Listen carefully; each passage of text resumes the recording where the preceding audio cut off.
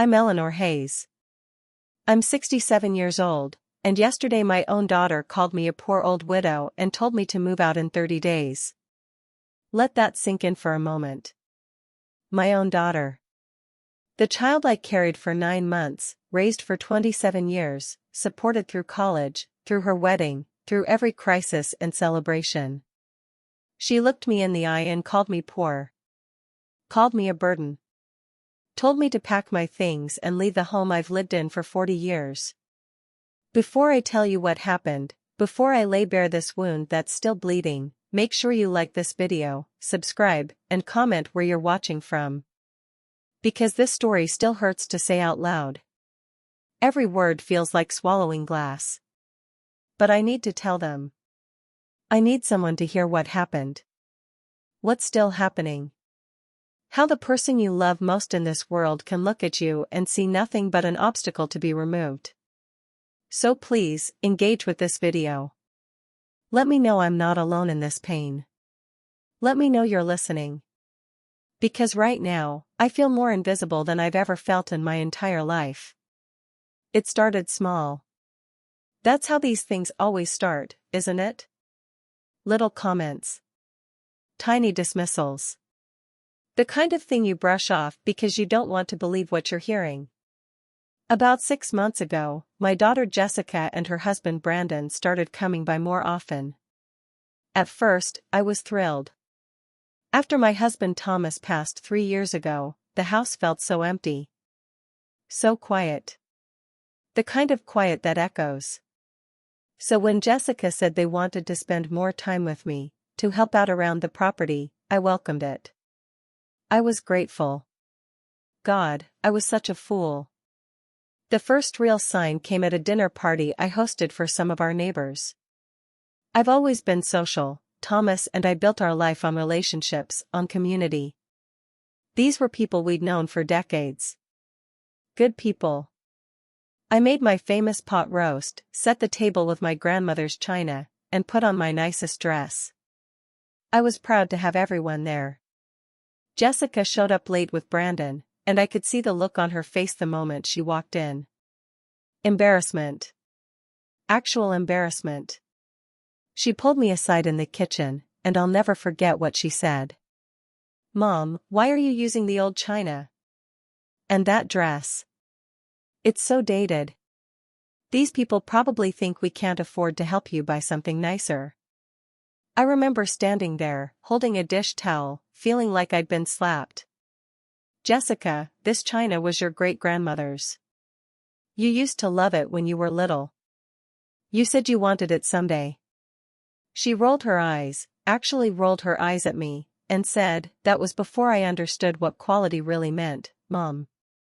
This stuff looks cheap. Cheap.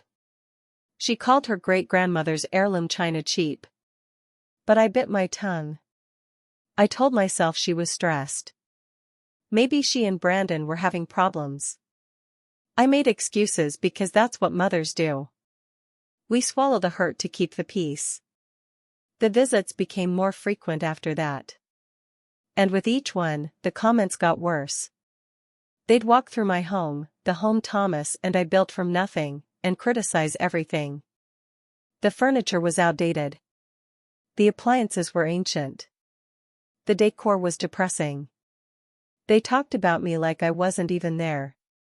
Like I was a child who couldn't understand adult conversation. The property taxes on a place like this must be killing her, Brandon said one afternoon, standing in my living room, talking to Jessica as if I were deaf or simple-minded. She probably can't even afford the utilities.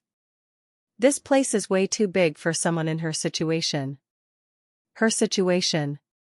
As if being a widow made me incapable of managing my own life. I tried to engage. I tried to tell them I was fine, that I had everything handled. But Jessica would just pat my hand, pat it, like you'd pat a confused dog, and say, Mom, we know you're trying to keep up appearances, but you don't have to pretend with us. We understand that money is tight. Money is tight. She assumed. She decided. She looked at my life and made up a story about my circumstances without ever once asking me the truth. And you know what the worst part was? She seemed almost pleased about it. There was this glint in her eye, this satisfaction, as if my perceived poverty made her feel more successful by comparison. As if she could finally be the one in control, the one with power. The breaking point should have come when she started bringing her friends around. 3 weeks ago, she showed up with 2 couples I'd never met, her new social circle from the country club Brandon's family belongs to. She didn't ask if it was okay to bring guests. She just arrived with them, giving them a tour of MY property like she already owned it. I was in the garden when I heard her voice carrying across the yard. This is the main house. It needs a complete renovation, obviously. The whole place is stuck in the 80s. But the bones are good, and the land, God, the land is worth millions. We're thinking of doing a complete modern farmhouse redesign once Mom moves out. Once Mom moves out. I stood there with dirt on my hands and knees, hidden behind the barn, and listened to my daughter sell my future to strangers. One of her friends, a woman with too much makeup and a voice like nails on a chalkboard, said, "Oh Jessica, this is going to be stunning. You're so lucky your mother is willing to downsize. My mother-in-law refuses to leave her old house, and it's causing so many problems." And Jessica, my daughter, my only child, laughed. Actually laughed. Well, Mom doesn't really have a choice. She can barely afford the property taxes. We've been helping her with bills for months. It's really for the best that she moves somewhere more appropriate for her income level. Lies. Complete lies. But she said them with such confidence, such conviction, that her friends nodded sympathetically. "Where will she go?" one of them asked. "We found a nice senior apartment complex about 40 minutes from here," Jessica said. "It's modest, but it'll be perfect for her. She'll have neighbors her own age, activities, you know. And it's much more affordable." They'd found me an apartment. They'd planned my entire future without including me in a single conversation. I wanted to march over there and confront her. I wanted to scream. But I didn't. I stayed hidden behind that barn, crying silent tears while my daughter erased me from my own life. That night, she came into the kitchen where I was making dinner. Just the 2 of us. I thought maybe this was my chance to talk to her, to ask her what was really going on, to remind her that I'm still her mother. Instead, she sat down at the table and slid a piece of paper across to me. "Mom, we need to talk about your living situation." My hands were shaking as I picked up the paper. It was a listing for a 1-bedroom apartment in a senior living facility. The kind of place with beige walls and fluorescent lighting and scheduled bingo nights. "Jessica, I don't understand. Why are you showing me this?" She sighed, this long, exasperated sigh, like I was being deliberately difficult. "Mom, you can't keep living here. It's too much house for one person. The upkeep alone must be overwhelming for you. Brandon and I have been talking, and we really think it's time for you to downsize into something more manageable." "But I manage fine," I said, hating how small my voice sounded. "I don't want to leave. This is my home. Your father and I." "Dad is gone," she interrupted, her voice sharp. "And you need to face reality. You're living beyond your means in a house that's falling apart. It's embarrassing, Mom. When we have people over, I have to make excuses for the condition of everything. You're making us look bad. Making them look bad." That's what mattered to her. Not my feelings. Not my history in this place. Their image. "Jessica, sweetheart, I think there's been some kind of misunderstanding." "There's no misunderstanding," she said firmly. "Brandon and I have done the math. We know what Dad's pension was. We know what you have in savings, or what you don't have. We're trying to help you, but you have to be willing to help yourself." She didn't know. She had no idea. She'd made assumptions and built an entire narrative without ever once asking me the truth about my finances. I tried one more time. Jessica, if you'd just let me explain.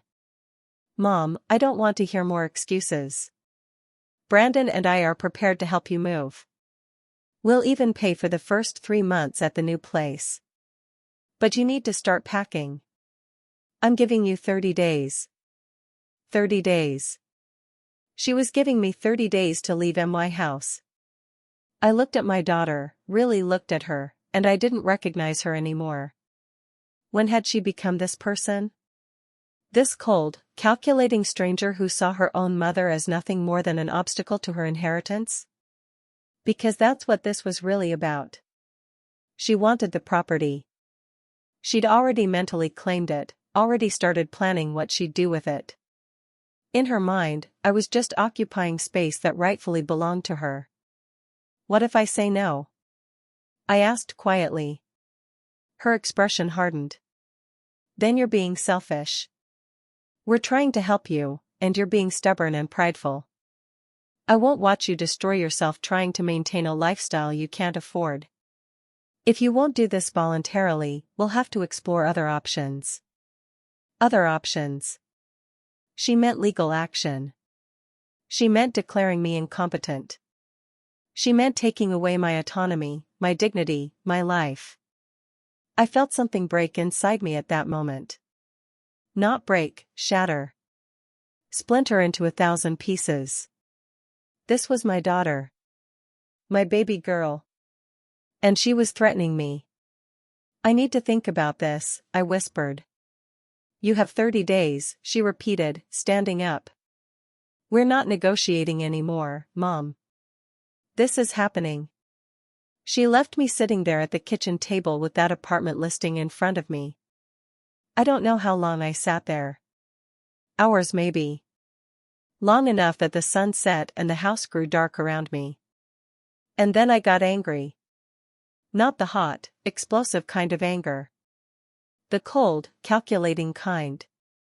The kind that clarifies everything. The kind that burns away every excuse, every rationalization, every desperate hope that this was somehow a misunderstanding. My daughter was trying to steal my life from me. She'd already convinced herself I was poor, helpless, incompetent. She'd lied to her friends. She'd lied to me. She'd made plans for my future without my consent. She wanted to treat me like I was nothing? Fine. Let's see how that works out for her. I made 3 phone calls the next morning. The first was to Richard Brennan, the attorney who's handled my affairs since Thomas died. Actually, since long before that. Richard knew everything, about our financial situation. He'd been the one who helped Thomas and me structure our holdings, set up the corporations, and manage the trusts. He was also one of the few people who understood why we lived the way we did. Richard, it's Eleanor Hayes. I need to see you today. It's urgent. Eleanor, of course. Is everything all right? No, I said, my voice steady despite the rage burning in my chest. Everything is not all right. My daughter is trying to force me out of my home. She thinks I'm destitute. And I'm done being underestimated. There was a long pause. I'll clear my schedule. Come in at 2. The second call was to Michael Torres, my real estate partner. Michael managed the property portfolio that Jessica knew nothing about. The apartment buildings, the commercial spaces, the land leases. He'd been trying to get me to sell the ranch for 2 years, and said it was worth more than I realized, that we could make a fortune if we timed it right. Michael, remember that offer you got last year for the main ranch property? The one from the development group out of Denver? The $8 million offer? Eleanor, are you serious?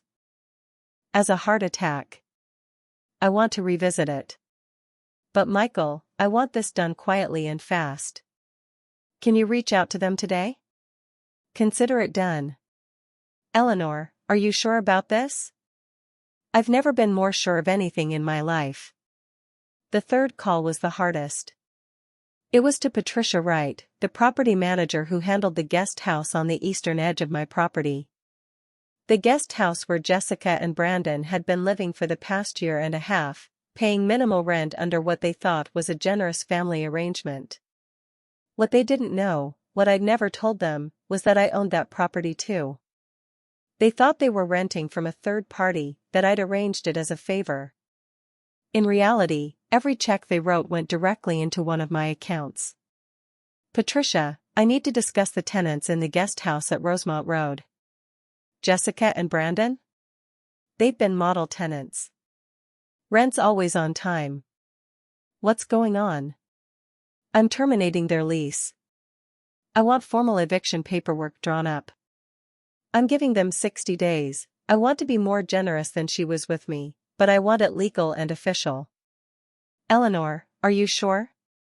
This is your daughter we're talking about. My voice didn't waver. Which is exactly why this hurts so much. Draw up the papers, Patricia. I'll sign them tomorrow. That afternoon, I sat in Richard's office and laid out everything that had happened. He listened without interrupting, his expression growing darker with each detail. When I finished, he leaned back in his chair and rubbed his temples. Eleanor, I'm so sorry. This is terrible. But I'm not entirely surprised. What do you mean? Jessica came to see me about 6 months ago. She asked me about your financial situation.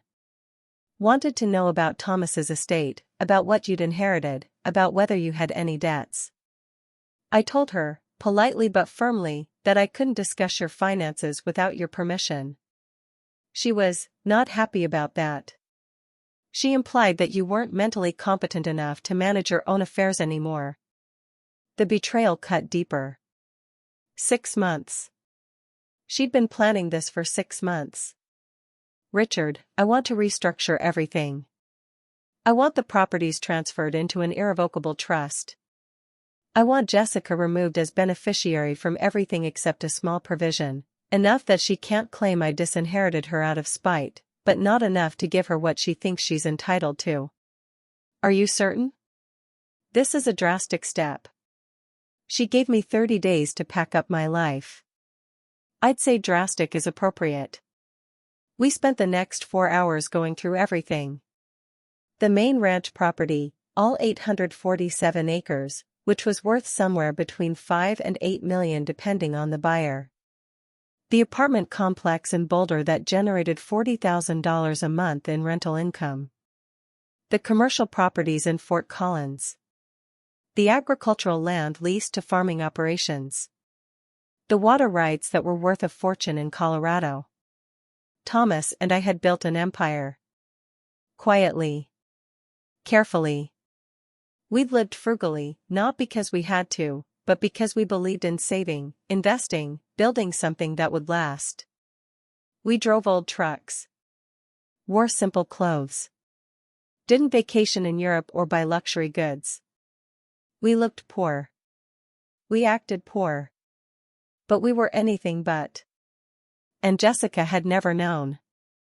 We'd planned to tell her everything when the time was right, when she was mature enough to understand the responsibility that came with wealth. We wanted her to build her own life first, to develop her own character and work ethic. Clearly, we'd waited too long. The trust will protect everything, Richard explained. Your daughter can't contest it. Can't force you out. Can't claim any of it until you're actually gone, and even then, only what you designate. The rest can go to charity, to other family members, wherever you want. And the ranch sale? If Michael can close the deal, that money goes into the trust too. Jessica will have no claim to it. The property will belong to someone else, and there's nothing she can do about it. I signed the papers. Every single one. And with each signature, I felt lighter. Not happy, God, I wasn't happy, but free. Free from the weight of her expectations. Free from pretending I didn't see what she'd become. For the next 2 weeks, I watched my daughter play house in a future that would never exist. She brought more people to the property. Interior designers. Landscapers.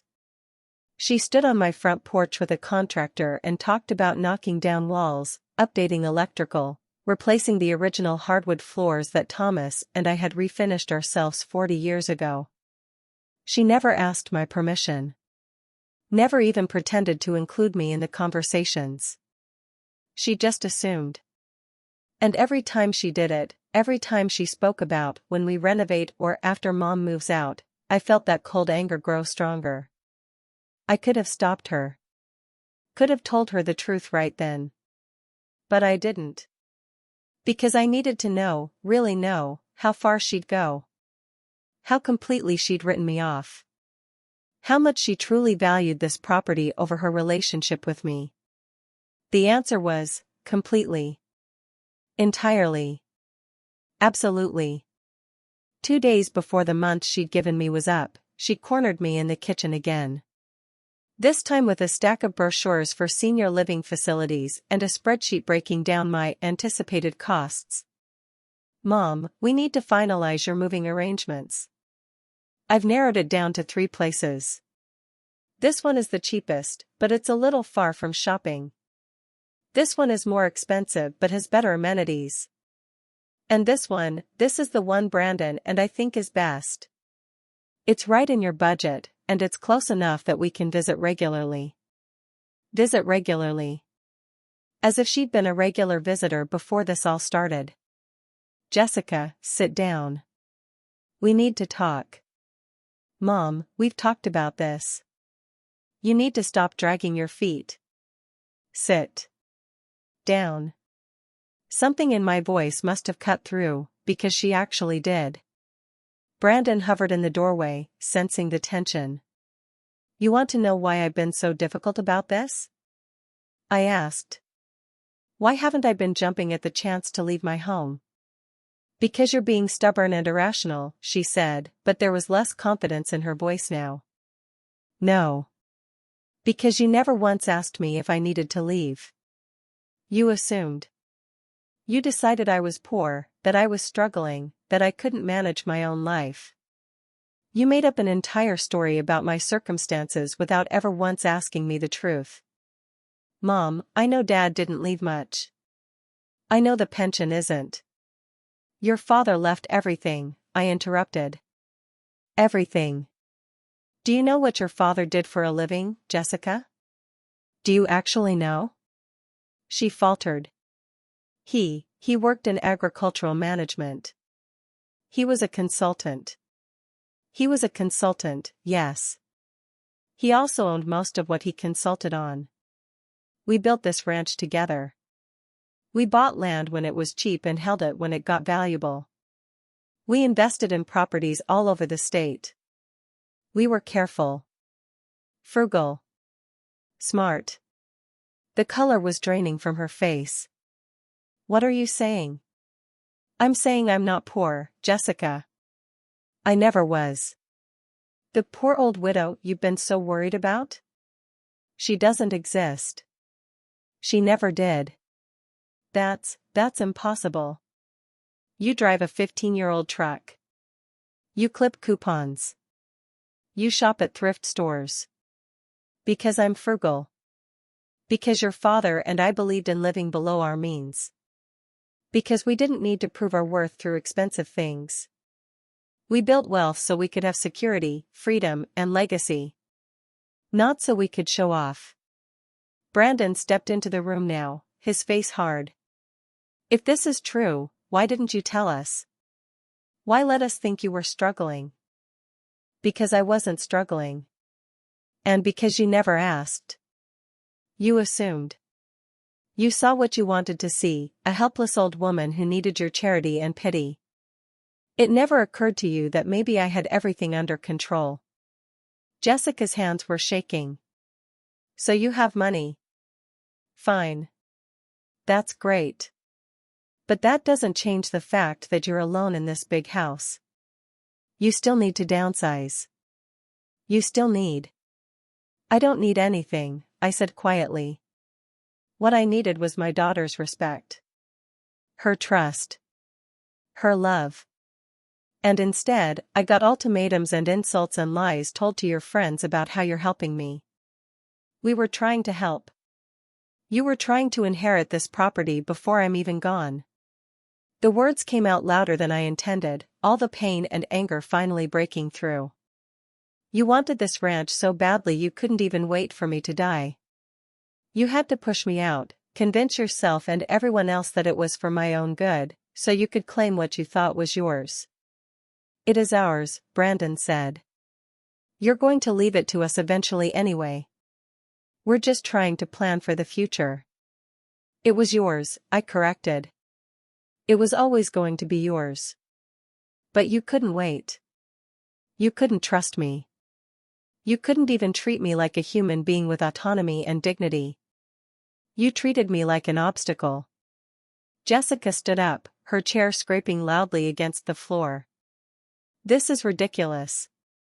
You're being dramatic. We're your family. Everything we did was out of love. Love? I let out a bitter laugh. You called me a poor old widow to my face. You gave me 30 days to leave my own home. You planned renovations while I was still living here. You lied to your friends about helping with my bills. That's not love, Jessica. That's greed dressed up in concern. We never. I sold it, I said flatly. The room went silent. What? Jessica's voice was barely a whisper. The ranch. I sold it. The deal closes in 3 weeks. The new owners take possession 30 days after that. Her face went white. Then red. Then white again. You can't. You can't do that. This is our inheritance. This is mine, I said. It was always mine. And I can do whatever I want with it. Mom, you're not thinking clearly.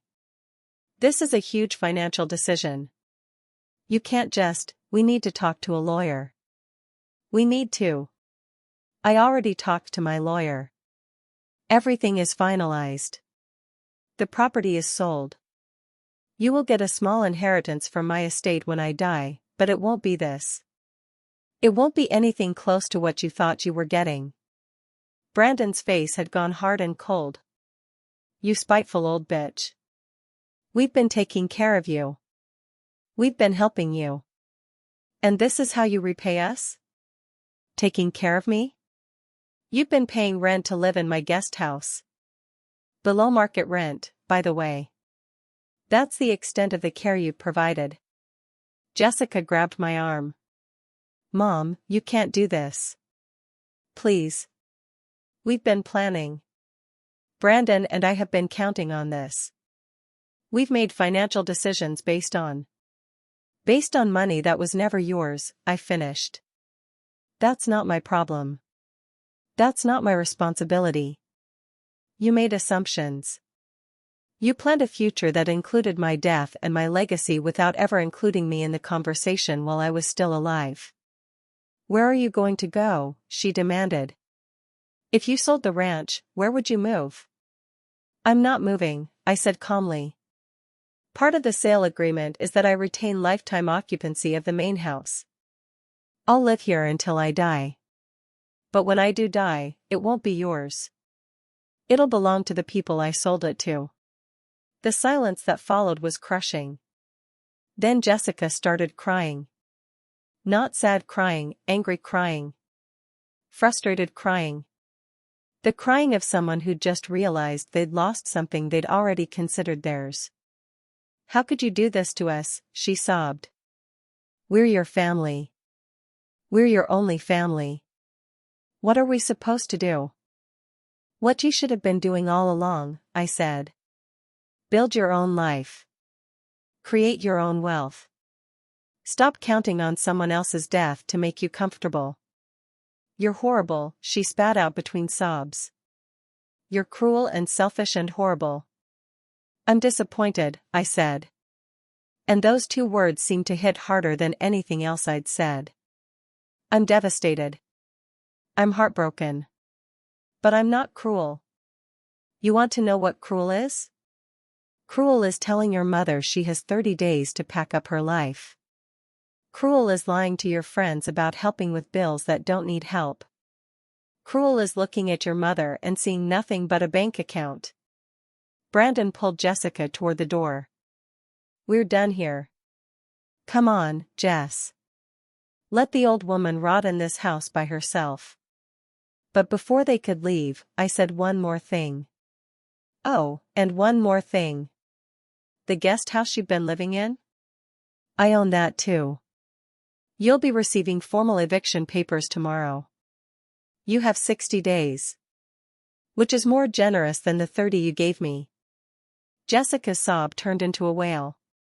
An actual, primal wail of anguish and rage. Brandon had to physically pull her out of the house. I stood there in my kitchen, the kitchen where I'd made thousands of meals, where I'd kissed my husband goodbye every morning, where I'd comforted my daughter through breakups and disappointments and fears, and I felt absolutely nothing. No. That's not true. I felt empty. Hollowed out. Like someone had reached inside me and removed something essential. The next 2 weeks were a nightmare. Jessica called me 37 times. I didn't answer. She sent emails, texts, letters. She showed up at the house and pounded on the door, screaming about lawyers and rights and fairness. I called the police twice. She posted on social media about how I'd stolen her inheritance. Her friends, the same friends she'd toured through my property, flooded my phone with messages calling me cruel, heartless, greedy. One called me a vindictive old hag who deserves to die alone. That one hurt. I won't lie about that. But then something else started happening. Other people who'd watched this play out, who knew the real story, started reaching out. Neighbors who'd seen Jessica giving tours of my property before I'd moved out. Friends who'd heard her lying about helping with my bills. Business associates who knew the truth about my financial situation. The tide of public opinion started to turn. There was a particularly satisfying moment at church 3 Sundays ago. Jessica and Brandon showed up, probably to garner sympathy, and started telling anyone who would listen about how I'd betrayed them. Margaret Henson, who'd been my friend for 35 years, interrupted Jessica mid-sob and said loudly enough for half the congregation to hear, "Didn't you give your mother 30 days to leave her own home? Didn't you tell the Riverside Garden Club that you were helping with her bills when she's worth more than your entire social circle combined? Seems to me the only betrayal here is yours, dear." Jessica turned bright red and left.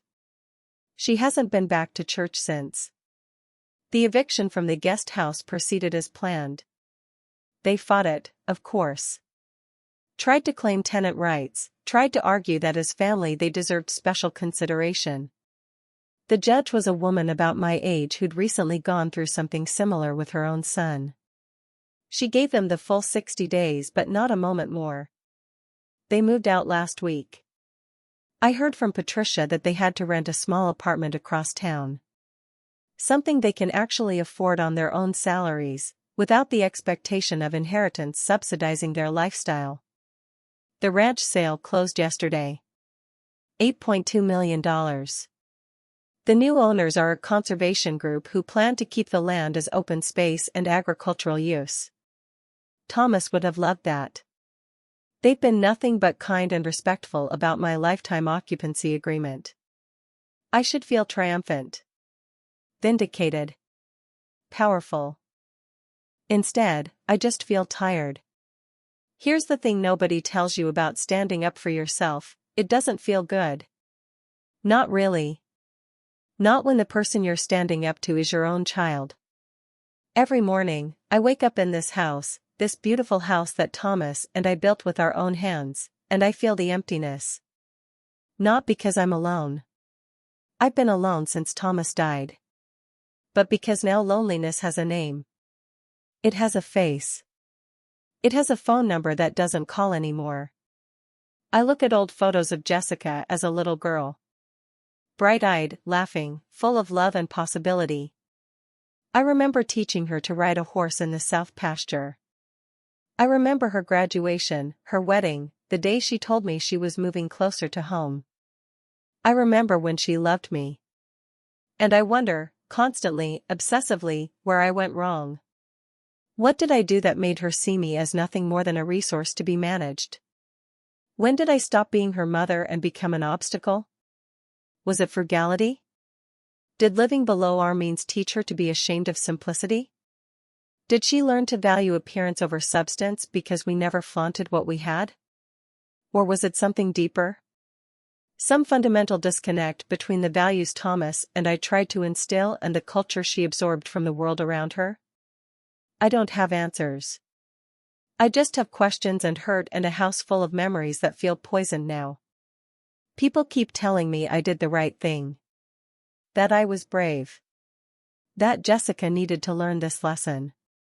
But here's what they don't understand: I didn't do this to teach her a lesson. I didn't do this to punish her. I did it because I had no other choice. Because the alternative was letting her erase me while I was still alive. The alternative was colluding in my own diminishment. You can't let people treat you like you're already dead. Even if, especially if, those people are your own children. But God, it hurts. It hurts more than I have words for. I thought grief was something I understood after Thomas died. I thought I knew what loss felt like. But this is different. This is a loss that walks around, lives across town, posts on social media. This is a loss that could be undone with a phone call, an apology, a moment of genuine remorse. But that call hasn't come. That apology hasn't been offered. And I don't think it will be. Because to apologize, Jessica would have to admit she was wrong. She'd have to confront the ugliness of her own actions. She'd have to see me as a person instead of an inheritance. And I don't think she can do that. I don't think she will do that. So here I am. 67 years old. Wealthy on paper. Alone in reality. Living in a house that's worth millions but feels empty. I won the battle. But I'm not sure I survived the war. I want to tell you something that nobody talks about when they tell these revenge stories. Something that gets left out of the narratives about standing up for yourself and demanding respect. It doesn't fix the hurt. Selling the ranch didn't make me feel better. Evicting Jessica didn't heal the wound. Proving that I wasn't the poor old widow she thought I was didn't give me my daughter back. All it did was make it impossible for her to pretend anymore. It forced both of us to see the truth of our relationship without the comfortable lie of future inheritance smoothing over the rough edges. And that truth is devastating. My daughter doesn't love me.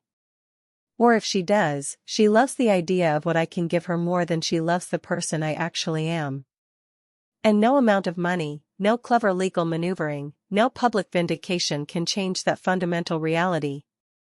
Some nights I lie awake and think about calling her. Apologizing. Offering to undo everything, sell my other properties, give her what she wanted, be the mother she expected instead of the person I actually am. But then I remember her face when she called me a poor old widow. I remember the way she spoke about me to her friends. I remember the 30 days. The contempt. The casual cruelty. And I know I can't do it. Because it wouldn't change anything. She'd take the money and still see me the same way. Maybe she'd pretend better.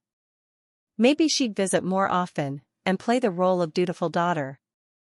But underneath, nothing would change. She'd still be counting the days until I died. Still measuring my worth in what I could provide rather than who I am. I've spent 3 years missing Thomas. But this? This is a different kind of missing. I miss the daughter I thought I had. The one who existed in my imagination. The one who would have wrapped her arms around me after Thomas died and said, "Mom, we'll get through this together." That daughter never existed. Or maybe she did once, and I lost her somewhere along the way. I don't know which is worse. Last week, I got a phone call from Jessica's husband, Brandon. He called from a number I didn't recognize, probably knowing I wouldn't answer if I saw his name. Eleanor, we need to talk. Not Mom. Eleanor. As if we were business associates instead of family. I don't think we have anything to discuss. Jessica is a mess. She's on antidepressants. She can barely function. You've destroyed her. The accusation hung in the air between us. Part of me wanted to scream that she'd destroyed herself, that I'd only responded to her cruelty. But another part of me, the mother part, the part that still remembers holding her as a baby, felt sick. Brandon, your wife told me I had 30 days to leave my home. She called me a poor old widow to my face. She lied to her friends about my financial situation. She toured strangers through my property without my permission, planning renovations while I was still living there. What exactly was I supposed to do? You were supposed to be her mother, he shouted. You were supposed to put her first. I did put her first, I said quietly. I put her first for 27 years. I gave her everything. The best education. Support through every challenge. Love without conditions. And the moment she thought I had nothing left to give, she threw me away. So tell me, Brandon, when exactly was she planning to put me first? He was quiet for a long moment. Then, she wants to meet with you. To talk. She says she's willing to apologize. My heart leaped, actually leaped, at those words. Despite everything, despite all the hurt and betrayal, I wanted to believe it. I wanted my daughter back so badly I could taste it. When? I asked. This weekend. Saturday afternoon. She wants to meet at the house. Your house. Something in his voice made me pause. There was a calculation there. A carefulness that set off alarm bells. Why at my house? Why not somewhere neutral? She says it's where everything happened. She wants to. I don't know, make peace with the place or something. Eleanor, she's really struggling. This whole thing has been hard on both of us. We've had to completely restructure our finances. People are talking. Her friends have basically abandoned her. She just wants a chance to make things right. I wanted to believe him. God, I wanted to believe him so badly. But I've learned something in these past few months. When someone shows you who they are, believe them the first time. I'll think about it, I said. I'll call you back. I didn't call him back. Instead, I called Richard, my attorney. Richard, Brandon just called. He says Jessica wants to meet to apologize. Something feels off about it. There was a long silence on the other end. Eleanor, I received a letter yesterday from an attorney representing Jessica and Brandon. They're exploring options for contesting the property transfers. They're claiming you weren't of sound mind when you made those decisions. They're arguing that the eviction was retaliatory and possibly illegal. And they're trying to establish that you're not capable of managing your own affairs. The floor seemed to drop out from under me. The meeting, I said slowly. They want to meet at my house. They want to record me, don't they? Or have me say something they can use against me? That would be my guess, Richard said grimly. Eleanor, I know this is painful, but you need to accept that your daughter is not trying to reconcile. She's trying to win. She's trying to get back what she thinks you took from her. I sat down hard on the sofa.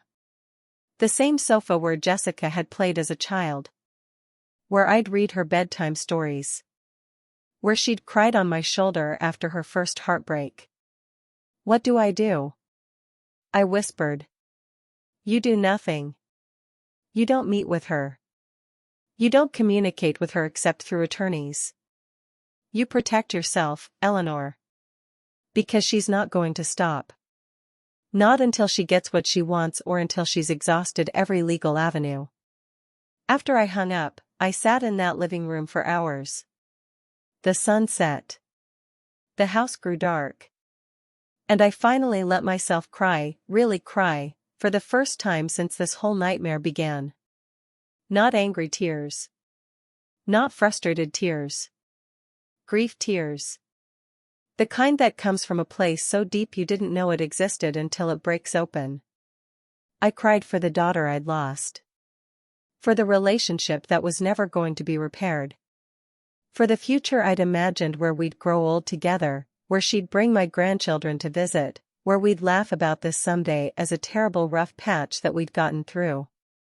That future was dead.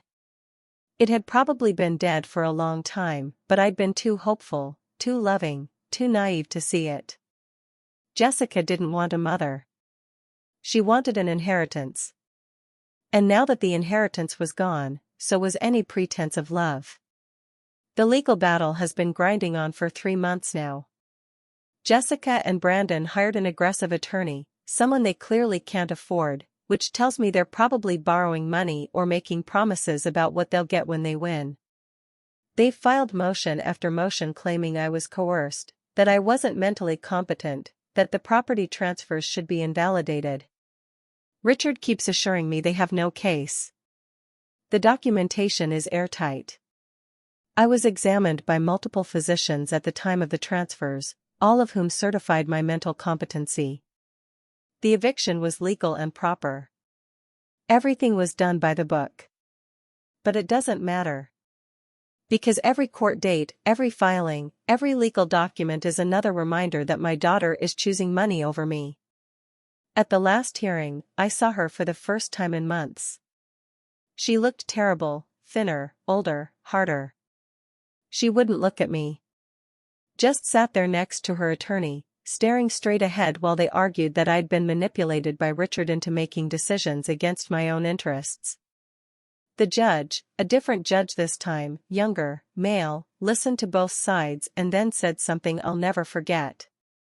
"Counselors, I'm looking at the documentation here, and what I see is a woman who made clear, informed decisions about her own property. What I'm not seeing is any evidence of incompetence or coercion. What I am seeing is a family dispute about inheritance. And I'll tell you right now, this court is not in the business of overturning legal property transfers because someone is unhappy with the outcome." Jessica's attorney tried to argue further, but the judge cut him off. Motion denied. Unless you can bring me actual evidence, not speculation, not hurt feelings, but evidence of wrongdoing, this case is closed. Mrs. Hayes has every right to dispose of her property as she sees fit, regardless of her daughter's expectations. I should have felt relieved. Triumph even. But all I felt was exhaustion. As we were leaving the courthouse, Jessica suddenly broke away from Brandon and her attorney and rushed toward me. "Mom, please," she called out. I stopped. Richard put a warning hand on my arm, but I shook him off. Jessica stood a few feet away, crying. Real tears this time, I think. Not angry crying. Desperate crying. "Mom, I'm sorry. I'm so sorry. I was stupid and greedy and horrible. But please, please don't do this. We can fix this. We can go back to how things were. I'll move back home. I'll take care of you. We can be a family again. Just please, please give us another chance." I looked at my daughter. Really looked at her. And I knew with absolute certainty, that she was lying. Not lying about the tears. Those were real. But she wasn't crying because she missed me or because she regretted hurting me. She was crying because she'd lost. Because the money was gone. Because her plan had failed. If I'd never sold the ranch, if I'd just quietly accepted her 30-day ultimatum and moved into that senior apartment, she wouldn't be crying now. She'd be renovating my house and congratulating herself on handling a difficult situation with her elderly mother.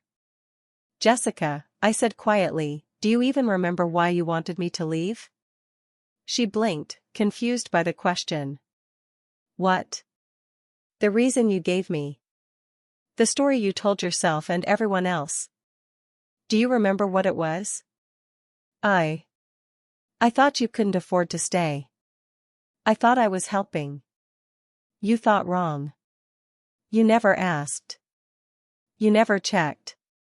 You just assumed. And when I tried to tell you differently, you gave me an ultimatum. I made a mistake. You made a choice, I corrected.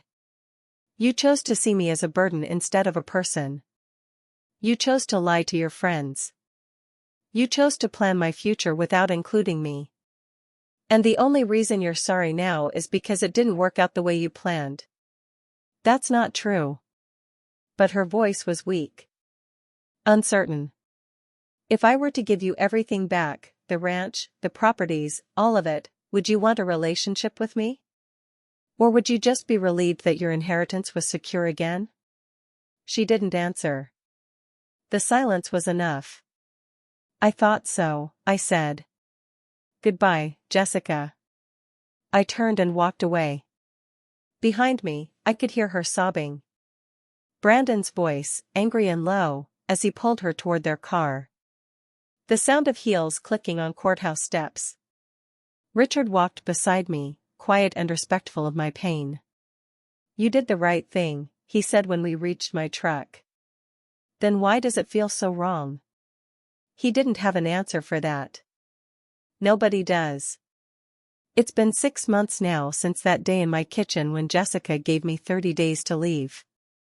6 months since I made those 3 phone calls that changed everything. 6 months since I chose my dignity over my daughter. The legal battles have finally ended. Jessica and Brandon exhausted their appeals and their money. The last I heard, they'd moved 2 hours away to a smaller town where the cost of living is cheaper and where nobody knows their story. The conservation group has started implementing their plans for the ranch land.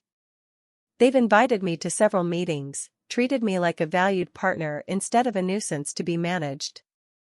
It's nice.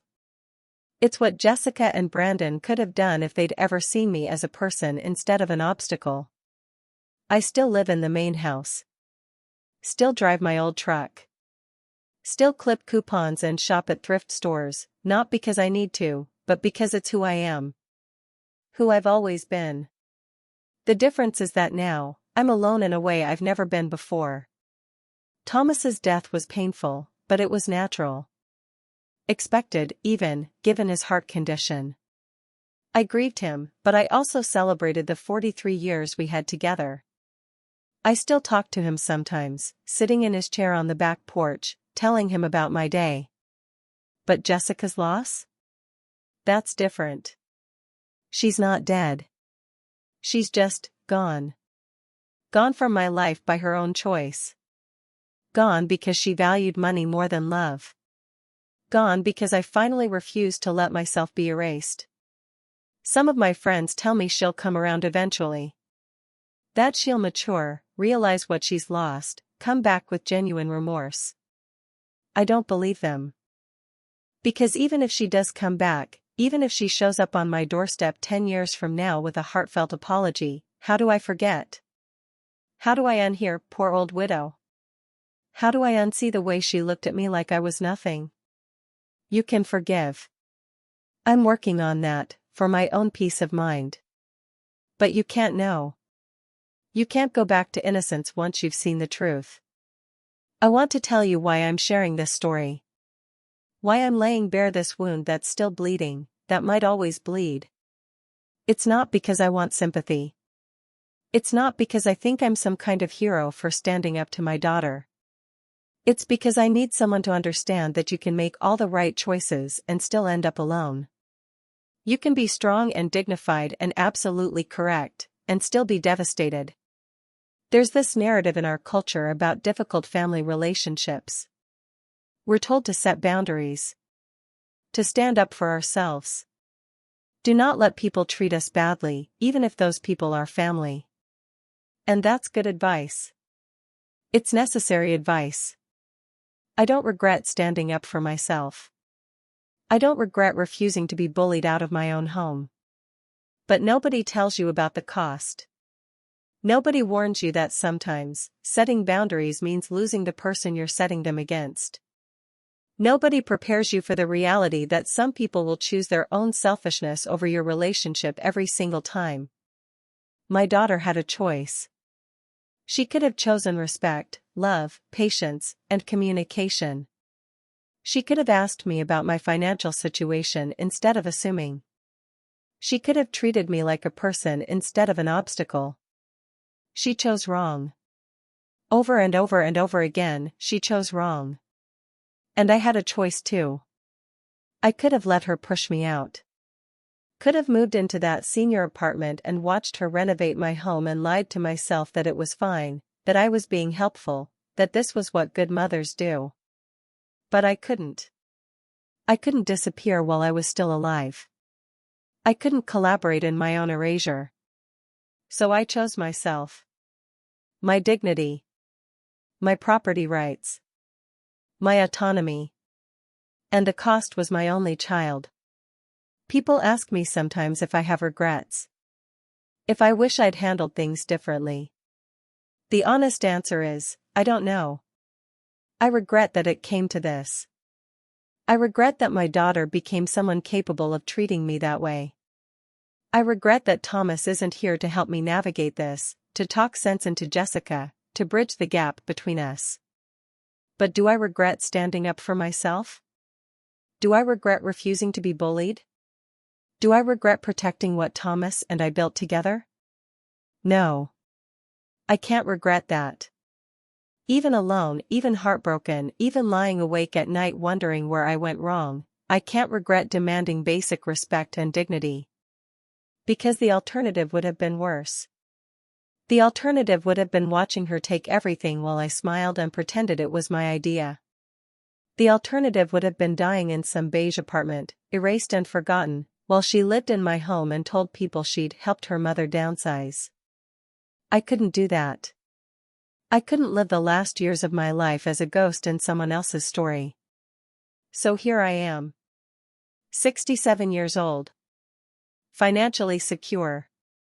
Emotionally destroyed. Living in a beautiful house that feels like a mausoleum sometimes. But it's my house. My life. My choice.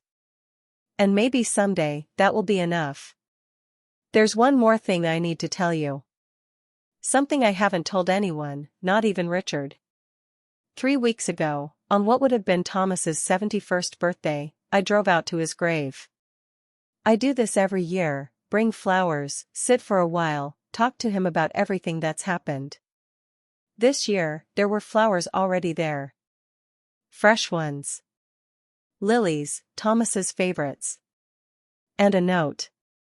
I opened it with shaking hands, recognizing Jessica's handwriting immediately. Dad, I'm so sorry. I've ruined everything. I don't know how to fix it. I don't know if I can. I miss you. I miss Mom. I miss who I used to be before I let greed poison everything. I'm sorry. I'm so sorry. Jay. I sat there in the cemetery, holding that note, crying harder than I've cried in months. Because it was real. I could feel it. The remorse, the pain, the genuine regret. But she'd left it for Thomas. Not for me. She could apologize to a gravestone, but she couldn't pick up the phone and apologize to me. I still have that note. I've read it probably 100 times. And every time, I'm torn between hope and heartbreak. I hope that maybe she really does understand what she's done. Maybe there's a chance for healing someday. Heartbreak that she still can't face me. That her pride or shame or fear is still stronger than her love. I don't know what to do with that note. I don't know if I should reach out. I don't know if it would make things better or worse. So I keep it in my dresser drawer. Take it out sometimes. Read it. Cry over it. And then put it away again. Maybe someday I'll be ready. Maybe someday she will too. But today is not that day. So here's where I am now, 6 months after that terrible conversation in my kitchen. I wake up every morning in my own home. I make coffee in the kitchen where Thomas and I used to dance. I work in the garden we planted together. I sat on the porch where we watched sunsets for 40 years. I manage my properties. I work with the conservation group. I volunteer at the Historical Society. I have lunch with friends. I go to church. I live my life. But there's an emptiness that follows me everywhere. A daughter-shaped hole that nothing can fill. People tell me it will get easier. That time heals all wounds. That I'll find peace eventually. Maybe they're right. I hope they are. But right now, it just hurts. Every single day, it hurts. And the worst part, the absolute worst part, is knowing that it didn't have to be this way. If Jessica had just asked. If she'd just talked to me like I was a person instead of a problem. If she'd shown me even a fraction of the respect she showed to complete strangers. We could have had more time. More years. More memories. Instead, we have lawyers and court documents and the wreckage of what used to be love. I'm telling you this story not because I have answers. I don't. I'm telling you because maybe you're in a similar situation. Maybe someone in your life is treating you like you're already gone. Like your only value is what you can provide for them. And if that's true, I need you to know something. You deserve better. You deserve respect. Dignity. To be seen as a full human being, not just a resource to be managed or an obstacle to be removed. Standing up for yourself will hurt. It might cost you relationships. It might leave you alone in ways you never imagined. But the alternative, disappearing while you're still alive, is worse. I chose myself. And I'm not going to lie and tell you it feels good. It doesn't. It feels terrible most days. But it's better than the alternative. It's better than spending my last years watching someone I love treat me like garbage and pretending it's fine. So if you're in my situation, if someone is trying to erase you, diminish you, push you out of your own life, I want you to know that you're not crazy. You're not being difficult. You're not being unreasonable. You're being human. And humans deserve dignity. Even when it costs everything. Especially then. This is Eleanor Hayes. I'm 67 years old. I'm wealthy on paper and lonely in reality. I stood up to my daughter and lost her in the process. And I'd do it again. Not because I wanted to. Not because it felt good. Not because I don't miss her every single day. But because I couldn't be complicit in my own erasure.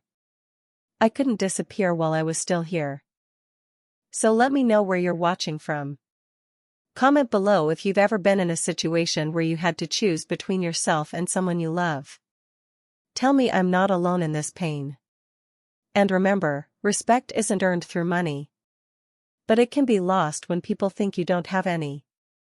More importantly, remember this, you are not what you can provide for others.